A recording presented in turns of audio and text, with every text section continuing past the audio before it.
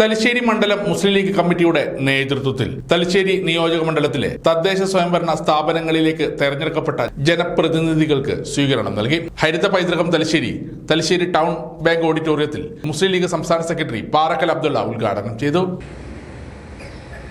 ഈ മതന്യൂനപക്ഷമായ മുസ്ലിം സമൂഹം എല്ലാ അർത്ഥത്തിലും ഇവിടെ നിന്ന് തുടച്ചു നീക്കുക എന്ന കൃത്യമായ പരസ്യമായിട്ടില്ല രാജ്യം ഭരിക്കുന്ന പ്രധാനമന്ത്രി.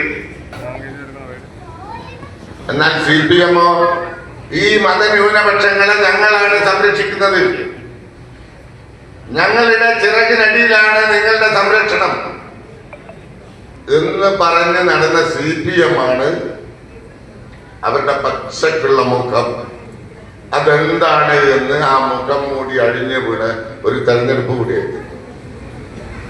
ഒരു മന്ത്രിയാണ് വന്നിട്ട് പറയുന്നത്. നിങ്ങൾ ആലോചിക്കണം, ഒരു മന്ത്രി വന്ന് പറയാണ്. പണ്ട് ഇന്ത്യയുടെ പ്രധാനമന്ത്രി നരേന്ദ്രമോദി പറഞ്ഞു, വേഷം കണ്ടാൽ അറിയില്ലേ ഏത് മതക്കാരനാണ്.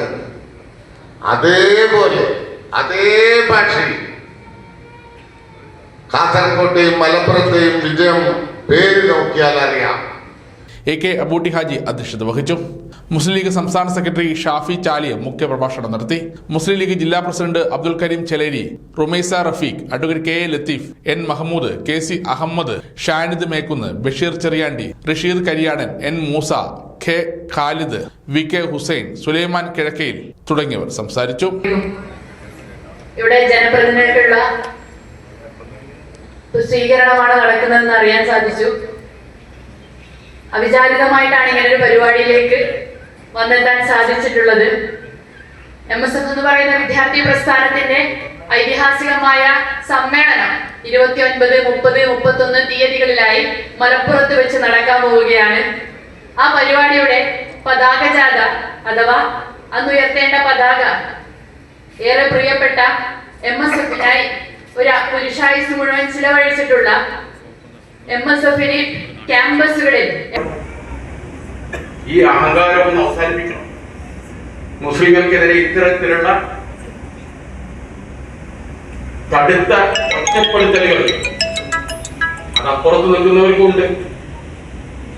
അപ്പം അതിനെ ഒന്ന് പാഠം പഠിപ്പിക്കണം എന്ന ചിന്തയുള്ളവരുടെ വോട്ട് കൂടി ചേർന്നപ്പോഴാണ് 17-ൽ 10 സീറ്റ് നിങ്ങൾക്ക് വിജയിക്കാൻ കഴിയും. സത്യത്തിൽ ഈ വിജയത്തിൽ അത്ഭുതപ്പെട്ടത് തലശ്ശേരിയിലെ ലീഗ് നേതൃത്വം തന്നെയാണ്. കാരണം ഇത്രയും വലിയ പ്രതീക്ഷ വിജയം നിങ്ങൾക്കുണ്ടാവും എന്ന് ഞാൻ വിശ്വസിക്കുന്നില്ല. കാരണം ഞാൻ ഇവിടെ കുറേ തിരിഞ്ഞാണ്, ഞാനൊരു പരിപാടിക്ക് വന്നാണ്. ഇപ്പോഴത്തെ സാഹചര്യം ഈ കാലം നിങ്ങൾ മനസ്സിലാക്കും. പക്ഷെ മറ്റൊന്നുണ്ട്, നമുക്ക് ഇത്ര സ്പേസ് കിട്ടി. 10 നഗരസഭാ കൗൺസിലർമാർ എന്ന് പറഞ്ഞാൽ ചിലർ കാര്യമല്ല.